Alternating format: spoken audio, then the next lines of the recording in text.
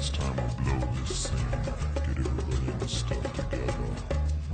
Okay, 3, 2, 1, let's jam.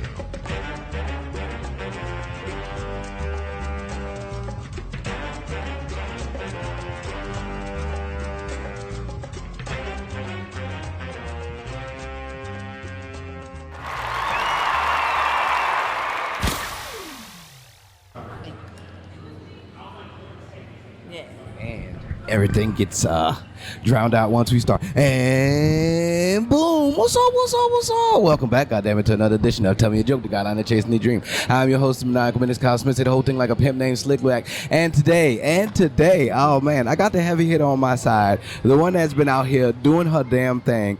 There's so many accolades. I'm glad she is here and giving me her time. Put y'all hands together. Let me get the claps.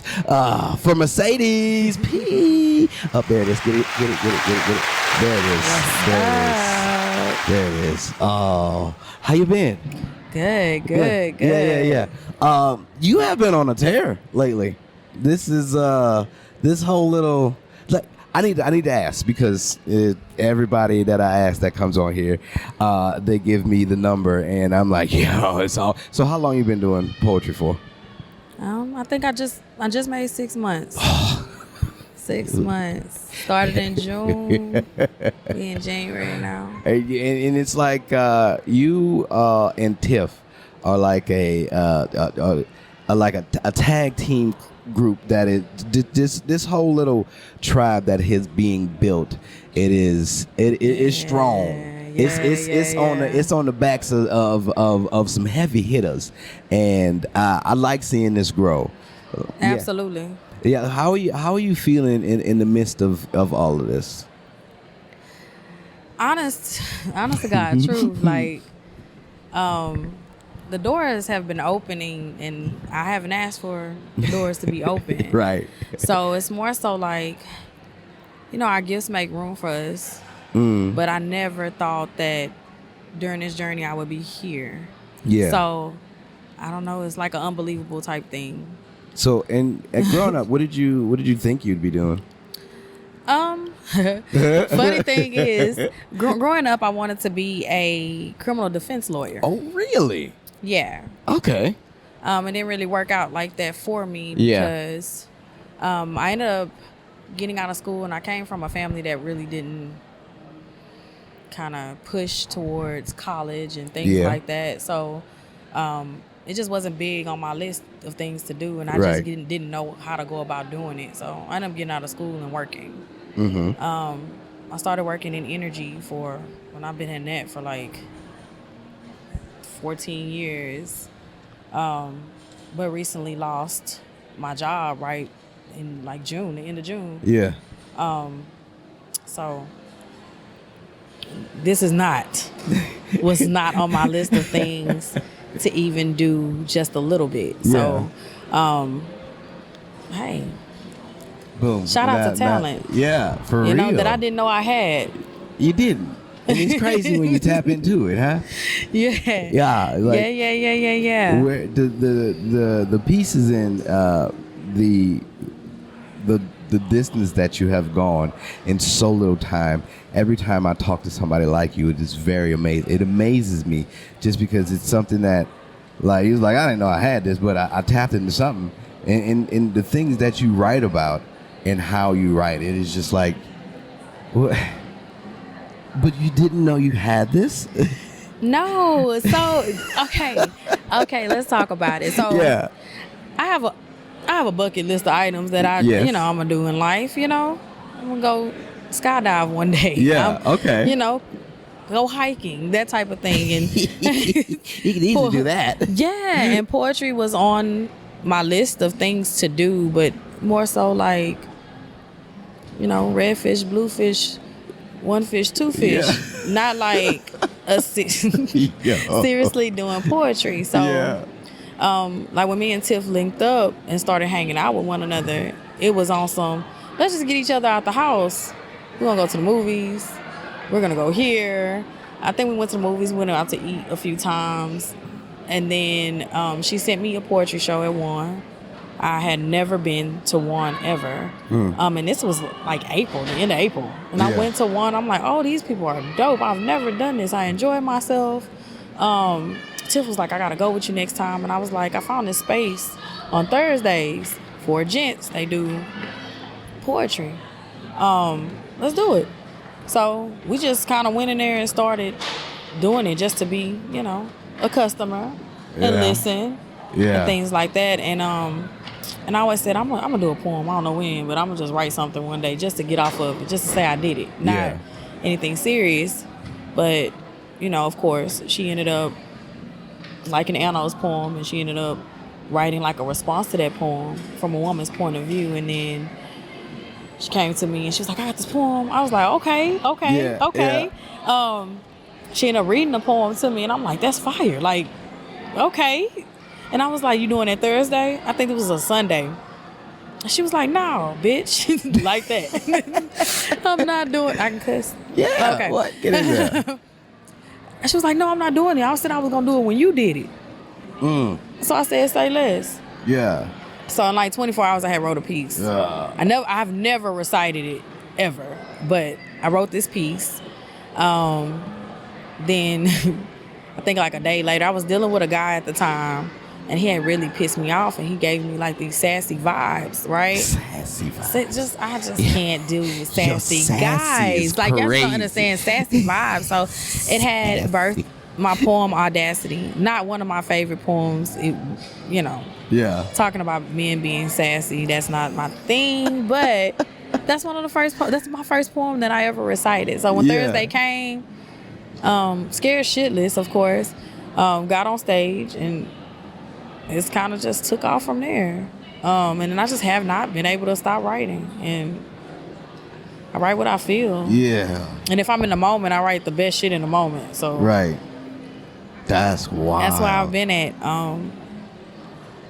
Didn't know that I had this talent. Didn't know that it was even gonna, you know, come off well to people. Yeah. And now you got people like the feeling of when you go around like, oh, Mercedes is here. Oh, okay. You can feel it when you walk in a room, when you know that somebody's just a little bit different, and it's like, oh, okay. And then when you grace the stage, when all of y'all grace, it's just so powerful, and I like seeing it now, just because it's something that not everybody sees or gets to see, like the climb of someone, the progress, and it started so quickly. And it's like, wow, not loud, like boom. Y'all got shows and y'all are putting things together, and motherfuckers are coming out. Yes. Yo.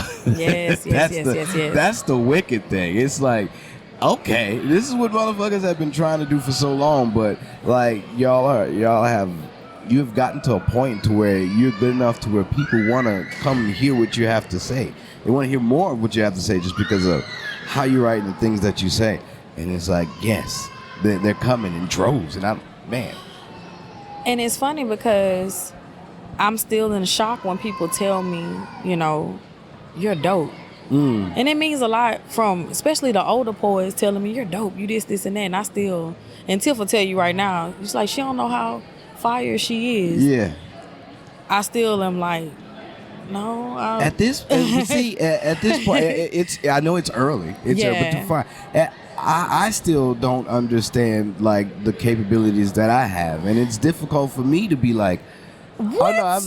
Oh no, I'm good. Like, I write about how good I am, but then I don't relish in it after I do something. It is very hard for me to take a compliment still, you know, and I'm like, I don't know how to go about this without being like, oh, yeah, okay, well, thank you, but also, hey, you got something good too, and then, you know, I need to go ahead and praise you, and it's like, nigga, no, just take this niceness. I didn't even do nothing today, so I don't even know why you even telling me shit. Like, just take your compliment, and it's like, man, it's so difficult. It is. Yeah, I still haven't gotten to it. You're amazing, by the way. I don't know why you would feel that way, but people say the same thing to me. I think that our confidence level comes in when we stop being so modest about our capabilities and our talents. Yeah. Which is, I'm working on it too. Like, just being able to just accept the compliment without feeling like I have to give one back, or like kind of downplaying my talent, you know, it's a thing because at one point in time I'm like, yeah, I'm writing, but I don't feel like, you know, like even my poem, my classroom poem, you know, I sat on that poem for a long time. I was like, people not gonna feel it. This is gonna be trash. They're gonna think it's garbage. It's brilliant. Like seriously. Yeah. And so even when people tell me about it today, I'm like, thank you. Or anything I've written, like, that's wonderful. Thank you for telling me that because it means a lot. Yeah. And it just kind of gives me the hype and gives me that fuel that I need to just keep on going. But I'm just learning right now, hey, just accept the compliment, accept the praise, accept people praising you. So, yeah. And you got to do the same. Yeah, you know? I know. After all these years, it's still like, hey, you doing something good. Like, am I? Oh my God, I didn't know. It's like, man, all this work you put in, bitch, you better go ahead and take these compliments. Yes. It's like, I guess. And you're fire and you're different. Yeah. So that's another thing. Being different, and actually everybody that I have ran into in the poetry community thus far are different. They all have their own flair. Everybody has their own thing, and it makes me love them in different ways. So, like, awesome. Like, I wish I could do some of that. Like, to even be able to mix them both together and just like the comedy and the poetry portion of it, like that is fire. Yeah, it who thinks of that stuff? I got two personalities and one of them doesn't shut up. So man, I'm like, who thinks of that? Who says that? Yeah, that's true. That is true. Yeah, I know. When I present things, there's so many things that I've kept in the tuck, and I'm like, ain't nobody gonna give a fuck about that. Like grandmother's was one of those, like your classroom thing, and that was one of those things. I was like, man, ain't nobody gonna care for me talking about people grumble like this. And little did you know that poem is fire. It's fire. That piece is People's fire. grandmother loved it, and I'm like, okay, shit. And everything that I've heard from you is fire. I never said like that piece, like all of it. Yeah. So, praises to you. This is what I want to know. So when you was writing the classroom poem, how did you relate the two together? Let's see. I really, by the way, I changed that poem like 3 or 4 times. The ending changed a few times before I actually released it, and I was like, okay, I'm good with it. The ending changed. Ooh. I just took, because of course this is related to someone, of course, and it's about someone. I just took the journey that I was on, and I just started thinking about classroom, school. How does that make me feel if I was in a school aspect of it? Like, you know. And typically when I'm writing down like, okay, we're gonna go through all the subjects. I'm like, we're gonna go through history, we're about to go through math, we're gonna take you through the electives. So I'm good with wordplay. So it's like, how can I make this sound? How did I feel in this moment? That's what I think about. Like, how did I feel in this moment? If we're talking about music, how you know? To say you 6 months in and this is the thought process that you had. No, seriously. That's what all my poems, like, I that's how I go about it. Yeah. That's a different way of thinking. Just like when I was talking about healing, and I felt like I was running towards peace, but I was still being chased by chaos. Yeah. Like, that's a thing. Yeah. Like, that's how I felt. These are like, everything's quotable. You got quotables as you speak. And then I feel and then I even have like some of my friends be like, you just talking poetry. I don't get it. Yeah. But man, you find those poets that are just like that. And it's just like, nigga, you doing something right now? Right. Is this just you? Right. And you can't help it. I had like one of my homegirls was like, are you talking to me or are you spitting a poem? I'm like, no, I'm talking to you. So when I'm trying to get people to understand me or understand something I'm saying, I always relate it to something. Yeah. You know, like I'm like, okay, well, just think about it. If you had to tie your shoes this way, like this is kind of conversations we have. Right. And they be like, why everything got to be metaphoric? But you understood though when I said what I said. You get the picture imagery now, and now I don't have to explain further. You can see it now. Now, good, boom, yeah, take that chew on it. Right. I do everything like that. That's crazy to be able to like articulate it and put it down on paper. It's just how you think, but it is different from the norm. That's why you are so different when it comes to your poetry, because it sends like a different type of image whenever I look at your poetry, whenever I see you doing poetry.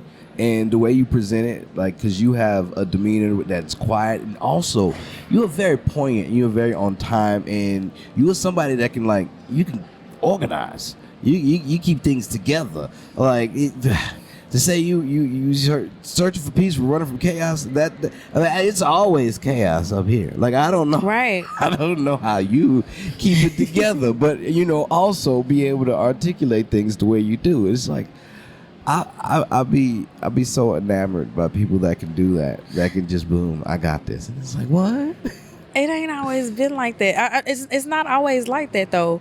I guess speaking metaphorically all the time, that's probably how I come up with half the stuff.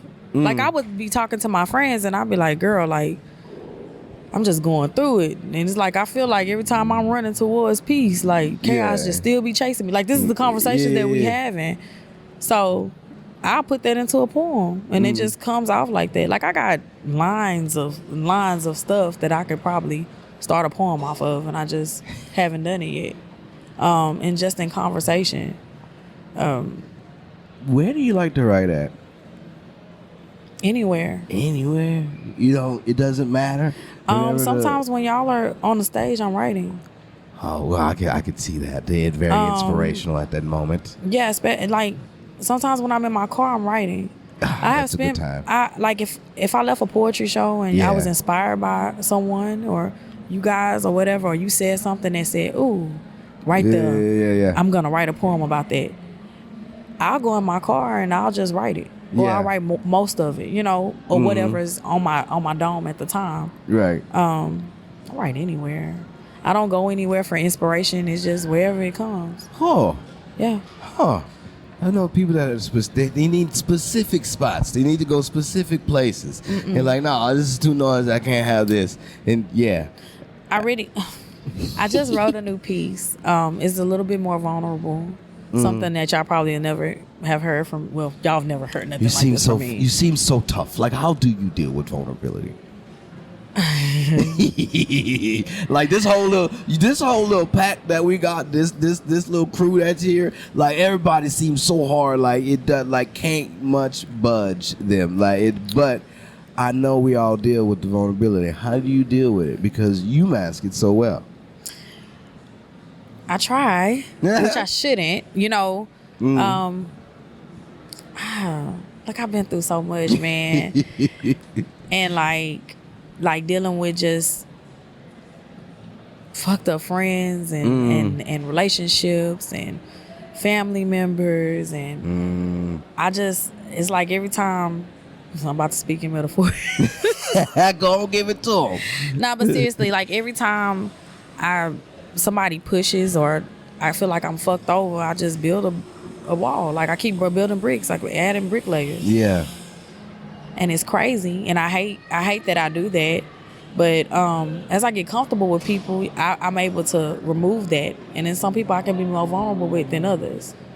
Like Tiff, one of my good friends, I lay it all out there for her, but out here, like, y'all gotta see me, hey, y'all gotta know I ain't the one to be fucked with. Like, can I be soft? Absolutely, but you're not just gonna get it off the bat. You gotta work for it. So you gotta make me comfortable as my friends, whatever.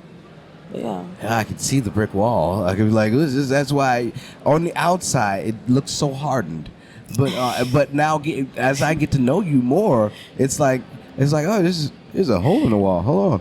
Yeah. There's a soft side in here. Holy shit! I see you. Look, I have a great RBF. Ooh, what's an RBF? A resting bitch face. Oh, resting bitch face, of course. It's one of those things, and people think that I'm mean, but I'm definitely a sweetheart. I'm so much of a sweetheart. I give people the shirt. I'm like, y'all don't understand. Yeah. People don't understand. And I know I love hard. So I just can't come off vulnerable to everybody. Yeah. You know? Yeah. Because that's how you set yourself up. Yeah. I've been trying to work on that my damn self my whole life. That I've always just been, I'm here, take All the me, time. I'll do whatever. And then I get fucked over and I'm like, oh, nigga, but what about all the time that I put in? Does that not matter? Absolutely. It's like, and then, people use that stuff against you like crazy. So I just kind of pick and choose who I give my love to, Yeah. whoever it is. But I'm always have been like, I'm going over here, I'm going to help this person. I had like a friend just tell me, like, you're always moving around for everybody else. You need to start doing stuff for yourself. Like, you're right. I do just need to start doing stuff for myself. Yeah, I've been thinking about that as well. I'm like, I guess I am. I guess I'm spreading myself too thin. Absolutely. Maybe I should start retracting a little bit and I have been. I've been doing things for myself, and I have been enjoying that. It's given me a peace, but also on the other end of being a divorced father now, that is what my new milestone is, having to deal with that thought process of not now, because I'm alone. It's like you're not just a bachelor, you also have responsibility. Absolutely. And so now it's just like, okay, keep it together, so now that's when my vulnerability comes in, and I'm like, okay, I got friends that are here that are like, hey, we've dealt with this. If you just let us know if you need anything. And I've been having a lot of people do that for me. And I'm like, oh shit, okay. Absolutely. So, how long have you been divorced? October. Oh, you're still early. It's gonna get better. It's gonna get better. No, I'm just telling you, being a divorced person myself, it is gonna get better. It's definitely not easy, especially when children are involved. But it will get better. Yeah. My situation is a lot different than a lot of people's situation when it comes down to divorce, but it wasn't always easy. Yeah. Me and my kid's father have a great relationship. However, it wasn't always like that. Yeah. Just so we can have it for the kids, and the kids, we can have parties together. We gotta have separate stuff, and we're not being bitter with one another. So, yeah. Yeah, the energy is I'm a person that I think my powers is I can read energy well, and I can take that in from others, like kind of like a sponge. Me too. Like, and I don't like to deal with it. I don't want to be around it because I know I'm going to absorb it, and it's just like, hopefully you feel better, but now I feel like shit. So it's just like, oh, how do I get around this? The thing about absorbing energy is that you have to be able to put it back out. Like, even, like, I like to help my friends absorb some of their, energy, but I just don't keep it. Oh, okay. You got to get rid of it. What is your release? Oh, I was just breathing. Like, honest to God, truth is just breathing. I do a lot of praying and things like that. When my energy is up, and I know I have friends or whatever the case may be that they going through it, and sometimes you need to help them out. Yeah. I don't mind absorbing it a little bit, but I just release it back out. I don't let it get to me. And I try not to give my bad energy to other people, so I try to stay out their face when I have. That's true. I do. And people don't normally see it. People always come around. He's like, man, he's always smiling. He's always having a good time. Yeah, it's just because, whenever I am down, if I am out, I'm probably in a corner somewhere sulking. And so when you do see me, it's like, I got a friend that has a joke to where it's like, oh, the magician's back. Basically, so you got to put on the makeup, put on the face, and play the act, play the role again, even though you just got sawed in half. Right. Oh, the magician's back. I'm good. It's just an act. Yeah. But you sawed my guts in half, so that's the kind of thought process I go about when I do go around. Just because I don't want to give the bad energy out. Just because I'm that person. I've wrote a poem. It's called Dr. Feelgood. Like, I am the person that makes you feel good. Like, every time I go somewhere, like, I've realized in my life that I am the person that makes people feel good, regardless of how I'm feeling. I always give the energy of like, oh, this is, oh, I like this. Thank you. And I'm like, oh, well, you're welcome. This wasn't my intention, but It's you a approached gift. me. So, it's like. It's a gift. And people feel your energy. And you have great energy even when you walk in. And I wouldn't have known that you were going through whatever you were going through. Oh, yeah. Like a gift and a curse at the same time, because you don't want to mask what you got going on. Right. But at the same time, to be able to still give out and put out great energy for other people to absorb is wonderful. Yeah. It's a gift. Hell yeah. Yeah, it is. It does. So it feels good. Yeah, it feels good. Because even then, when we be down, being able to make other people feel good, it makes us feel good as well. So, are you a more pen to paper type of person? Or no. You straight type out? You gotta get them thumbs moving. So I'll type out. If it's something on a dome right then, I will voice memo. Oh. Yeah, I have bars just in voice memos. You trust in the voice memo? I trust the voice memo. Oh, and then I'll get it off of there. No one's ever said they do the voice memo. Oh, yeah. Like if I'm riding in a car on the way home and I'm like, oh, that's a bar. Like, yeah. Voice memo. Voice memo right then. Why not? Or, of course. Because sometimes I'll sit in a car, because it's most of the time when I'm using voice memos. I'll sit in a car and I'll just be saying stuff. Like, I have like something all on my dome to get out. Yeah. And I like, oh, I could use this bar and I'll use it later. And I'll put it in a pocket for me to utilize later. Yeah. Yeah. And then I just started really utilizing pen and paper, because pen and paper is different, soothing as well. But I do like to type, use my thumbs, because it's quicker to jot, down. You're right. Especially when we're out and about. Pen and paper is kind of like calligraphy. Yeah, it's kind of like just sitting down there, just it does. You do have a soothing sense behind it. I'm like, I could definitely deal with this. I like this. I don't write as often. I used to draw, and I don't draw anymore just because I'm not stationary for long periods of time. And if I am, my attributes are different now. I don't, that's not the first thing I go to. Like, there's certain pictures in my head that I'm like, oh, this will be a dope image, but then it turns into a poem or something like that. And I'm like, oh, shit. All right, well, so, now everything is kind of shifted over now. Like, even jokes that I have, which is kind of like why erectile dysfunction came about. Because I was like, oh, this is a good play on words, if I came too early. Dope and it's poem, just like, by the way. Yeah. Definitely hilarious. This is, okay. So, I can't, it doesn't stop now.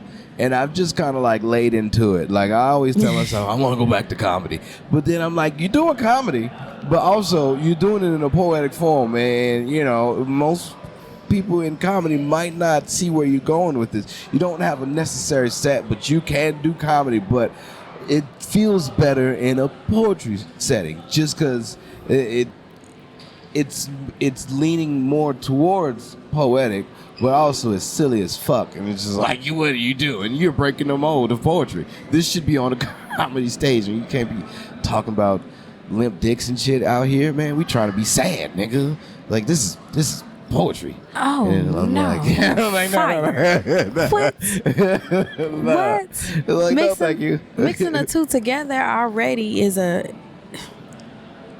that's unique. Yeah. Already, all together. And then you put a whole comedy set together. Yeah.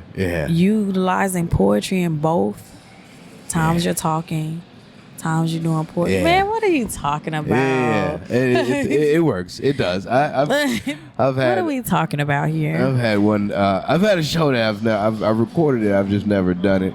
I've never edited and shit. I don't have a MacBook, but it's been I'm for this one man show, this hard act to follow, but Yes. we go live coming up Yes. pretty soon. It's gonna be very bar heavy is where I'm leaning towards, just for the fact that, but also I think it did the banter in between, because after watching Baritones, his one-on-one yesterday was very, very much amazing. And Happy New Year, everybody. Happy New Year. Yeah. But anyway, it really sparked something inside me to where I'm like, oh, people ain't heard this. Like people are always like, oh, he's always silly and everything, which I can't help but to be that, just because how I am, it's always gonna be funny. But I'm starting to get like a wave motion of where I want the set to go and how I want it to go. Right. Yeah, and I don't want it to be stagnant to where I'm like, nigga, this was too long. So like I've learned my lesson from the first show I put together. That I'm like, oh no, it was like 2 hours, and it was just no breaks in between, just like boom, hitting them with bars and a whole bunch of shit. I had one poet that was up there. I had a poet and a comedian. I had one poet that was up there, and he did so much shit that was like, he had 10-minute pieces and shit. It was like, yo, and it was so much. I was like, never again. We can't do that. That was too much. Yeah, I started falling asleep. My uncle was like, oh man, I was just waiting for you to get on. I couldn't. I'm getting old, nephew. I can't be out here for too long like that, man. Yeah, I was just like, oh, by the time you got woo, he finally got up there. And my mama, by the time I got on, my mama was pissy drunk. And I was like, oh, damn it. So, okay. All right. And she was the whole time. And that's my baby. And she came up on stage. I had another friend that was drunk. Gave me a hug during the middle of my set. Just like, I love you. Swang me around. My feet came off the floor. I'm like, fuck. Not swing you around. Yeah, feet came crazy. up and everything. And she was 6 foot something. So I was like, yeah, but that's how it was a good time though. It was a good time. You know, it's one thing I was wearing suspenders too. So I was adorable. Oh yeah. So I do miss them. I like what I'm doing and I like where it's going now because I look back at that shit and I'm like, oh, this should not see the light of day. This was terrible. Like it was good in the sense of like, oh yeah, I had something, but I didn't have the capacity to say that, oh, I have everything down pat to where Understood. It worked and it was nice, but also like some of my bits were like the bits that I do now that are like those bits, they're totally different. They're a lot better. Also, some of my poetry, it was more memorized, and I had it down pat, and I was just like, oh, no. But I did work on it. But, you know, ADHD and procrastination is a terrible combination. Understood. Yeah. Well, okay, so you have explained to me, and you are not a procrastinator at all. Ish. Ish. So this is my problem. Yeah. I can tell you what my problem is. So I procrastinate on my own stuff. Mm-hmm. If I saw something in you and I said, hey, you know, this would be dope for you to do, I will put all my ducats behind you to make it work. Oh. I just have a hard time doing it for myself. I got a friend. Okay, I told you about this. I got a friend like that. Yeah, I can make it all happen, you know. I can make it happen for you. Like, you was like, I need to do that. I'm like, I can make this happen for you. That's crazy. But when it comes down to doing my own stuff sometimes, and I don't know if maybe it might be fear or whatever the case may be, which I'm trying to work towards. It's like one of my New Year's resolutions, working towards focusing on myself and my craft and whatever I want to do this year. So some stuff is going to be coming down the pipeline. Yeah. But yeah. So you have major goals now that you understand that this is a passion that can lead you to many. I mean, because y'all in a bag right now, and it is something to see. I have no defined goals at the moment. I know that I want to put on something before the end of this year. Mm-hmm. It's still in my head being written, but I know that I want to do that, but actual physical goals as far as poetry is concerned, I am still in awe of it, to be really honest.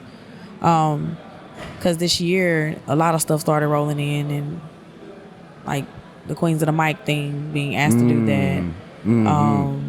I was asked to do We Go Live at the end of the month. Come on now. I have a few features in February. Yeah. It's just stuff that's just kind of been, coming on my plate.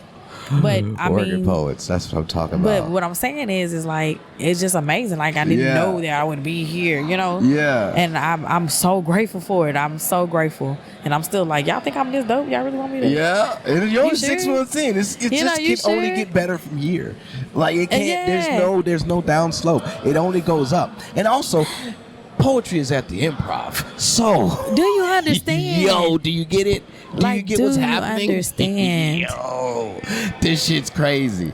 This shit is crazy. Like, they got poetry. Like, I remember when it was a thing for comics just to get comedy at the Improv, like local comics. And to say that, like, I don't know if poetry has ever been at the Improv. Me neither. And to say that it's happening like this, like, crazy work. Crazy work. I love it. But I see, I haven't been in here a long time, but I see how things have changed in just the 6 months that I've been on, and how things are going to continuously change and evolve as far as poetry. This is an untapped market. Like, it's very much so untapped. Yeah. And people are, I go around people all the time, and they're like, I didn't even know we had all this poetry stuff. The poets know, but just normal folk outside of our family members and friends and things like that, they like, where they do poetry at? Where they doing this at? Crazy. And it's just so many venues and, open mics and things that are popping up like every month. Something new, and it's so dope. Some place, a place for everybody to go now. Like up north, down south, like right. east, west, wherever you want to go. I have my show every first and third Tuesday at Blue Prolific Studios. Absolutely. Off of 1960, 2189 Cypress Parkway Road, something like that. Anyway, check it out on my Instagram, man. It's first and third. So, and oh boy, it seems like there's going to be a huge influx of people on this first show. Oh, yeah? And, yeah. I will be there. And the studio, whew, I hope it's just going to be a good time. I tell you that. It's going to definitely be a good time. There's going to be some bodies in there. And it's just, definitely.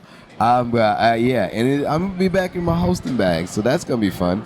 I get to open back up again and just be even myself more. Now people see that it's like you different. What happened?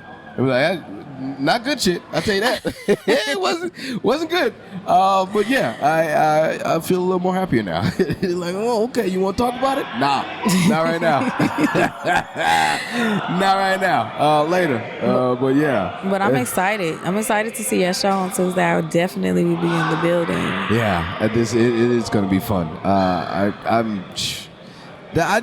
I'm liking the way everything is going, and I'm glad that I've stuck to it. Like, I'm glad to have met people like you, and like to continue to see more dope people, because to see dope artists and to see somebody that is being creative instead of just doing that, working at 9 to 5 and be like, this is what it is. It's like, oh man, but there's so much potential in there. Don't give up on that.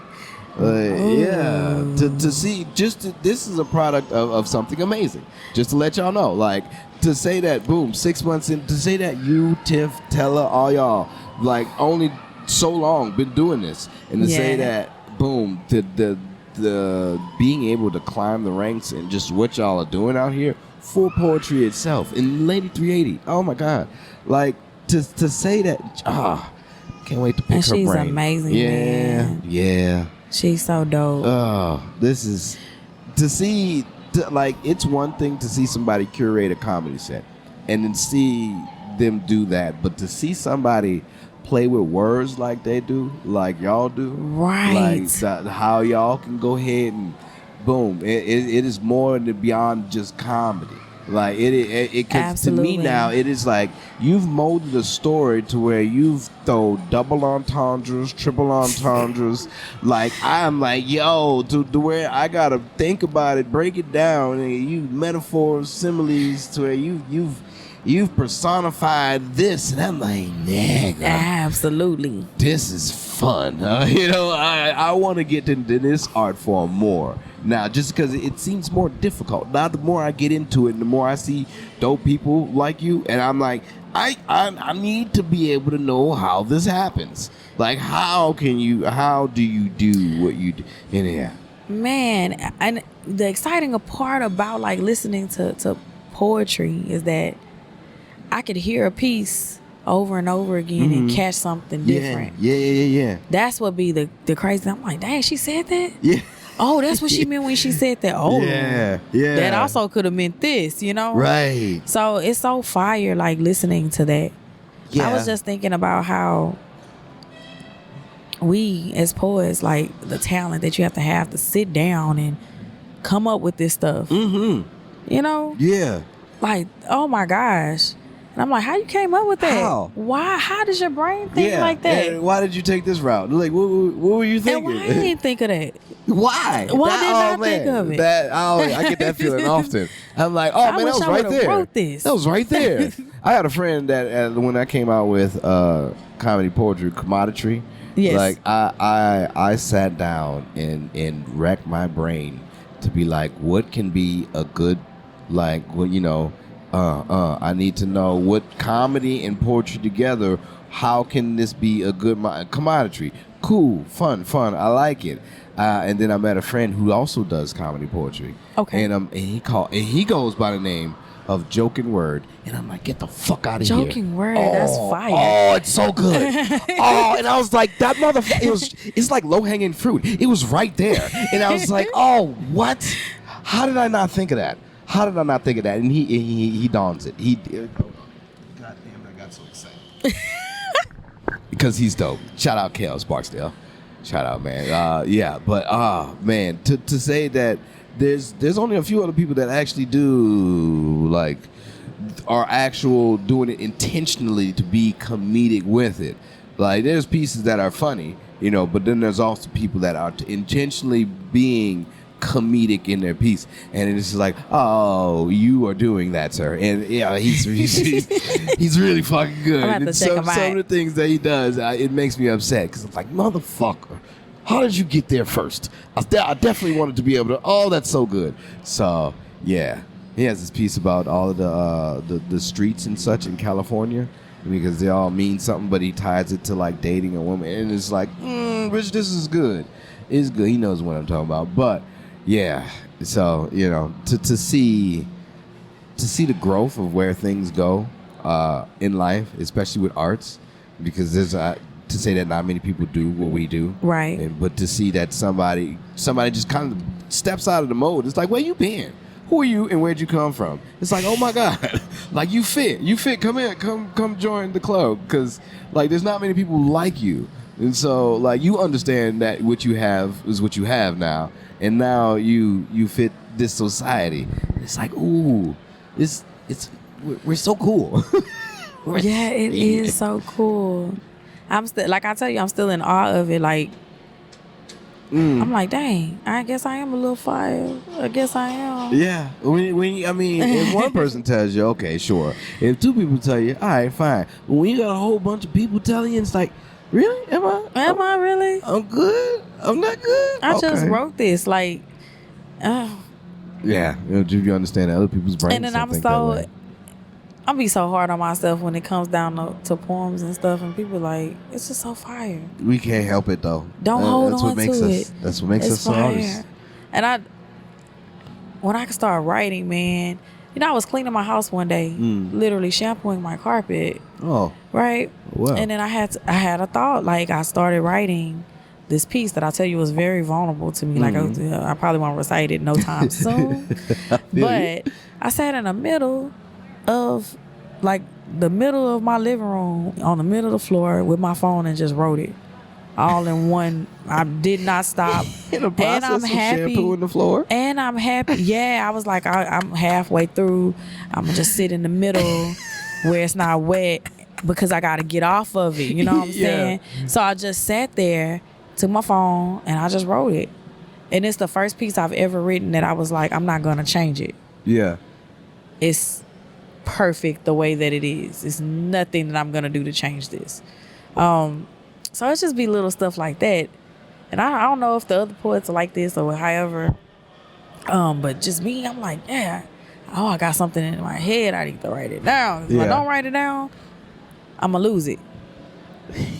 So let me get to it. Like, I know that feeling. Oh, man. I don't like to lose anything. But I've lost so many amazing things. And I understand that's just part of the process. That's why I do voice memos. There you go. See? Because Boom. of that. I might try to rely on his voice memos just so I don't lose something, because I do sometimes be trying to text and drive and they say don't do that. But it's gold. I'm like, if I do die, they gonna see that. Nigga, this nigga was writing some fire though. You could put random bars on one voice memo and just get them off of there later. Yeah. Because I'll be driving home and I'm like, dang, that's I'm gonna definitely bar. do that. I'm gonna definitely try to start doing that. And I might not use it. Like, I have so many things that I've taken out of poems and just put them to the side. I gotta use my technology more. Yeah. I'm gonna definitely use it more. Definitely, because I know whatever you missed out on, I know it was fire. Yeah, I can't even. I know it was too, but I can't remember what the fuck it was. That's why I'm so upset about I know it was fire. Whatever it was fire. Yeah. But it'll come back if it's supposed to come back. So yeah. Well, that's the cool thing. Unless somebody else gets it. Yeah. those little fucking. It's like, ooh, who gave me this one? And I know those little pieces where it's like, oh, that came out of nowhere. I like that came out of thin air. I'm using that. Whoever that belonged to is mine now. It's mine now because they didn't get it. Right. Yeah. Everybody's in here for cameras. I love it. All right, now, before we get out of here, I like to play a game just to break up the monotony of everything because the conversation was amazing. Okay. So it's a game of choices. You got 4 options and 4 choices. All right, and I usually play with people that come on here for the first time. So you got your options are you got to be one, you got to raise one, you got to sell one, you got to have relations with the other one.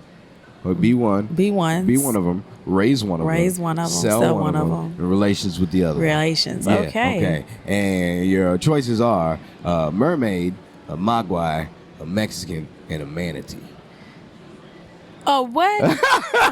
A mermaid. And a mogwai. A mogwai is a gizmo. You remember Gizmo from Gremlins? Yes, from the Gremlins? Yeah. Okay. Yeah, that's a mogwai. And a Mexican and a manatee. What is a manatee? A manatee is like the sea cows from Florida. They're kind of endangered and whatnot. They're cute in the face. People thought they were mermaids and whatnot. And that's a manatee.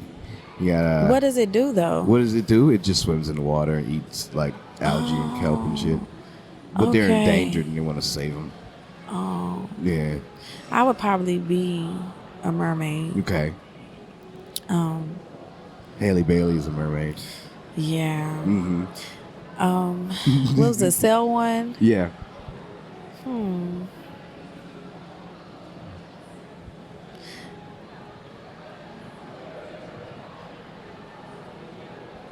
Hell, I don't know. I think I want to be in and have relations with the mermaid. What are we doing here?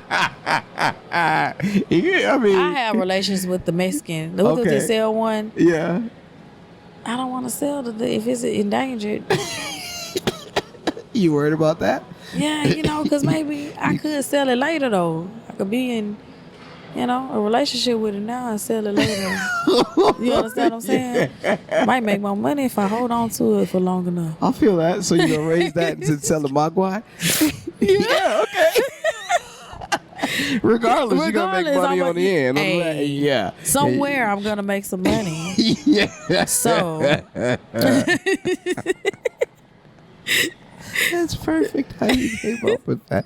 Usually people, it took you a second, but you're like, oh no. But then everybody has their own little fingerprint and why they want to do it and how they're going to do it. Yeah. It's like, oh, no. If I raise this thing, I can sell it on the back end. Maybe could make a farm and then boom. Get rid of them. Boom. Do you understand? Not anymore. I got you. But also, I got this from selling this mogwai because I sell this thing on the black market. It might destroy the world over here. But boom, I collected my money. Now I can go ahead and make this sanctuary for these manatees and raise these manatees and boom, all profit. Do you understand? Whoa. That's what I was saying. I love it. Oh, I love it. That's good. But being a mermaid, raising that, right. It's crazy. Boom. We already. This is what. This is easy. I got this. Mermaid with a mermaids manatee are farm. sirens, and they have great. Yeah. Yeah. Hello. Come on now, fingerprint. I'm just saying. That's what I'm talking about. I love the narratives. Well, all right. Mercedes, might write a poem about it. Let everybody know. That'd be a dope poem too. Let everybody know where they can follow you at. You can follow me on Insta and you can follow me on TikTok at cedes_speaks. That's CEDESP_SPEAKS. _SPEAKS. Hey, there it is. There it is. Well, Yeah. this has been Tell Me a Joke, the guideline to chasing the dream. I've been your host, Maniacal, Menace, Smith. Say the whole thing like a pimp named Slickback. And until next time, keep dreaming, jokers. Woohoo!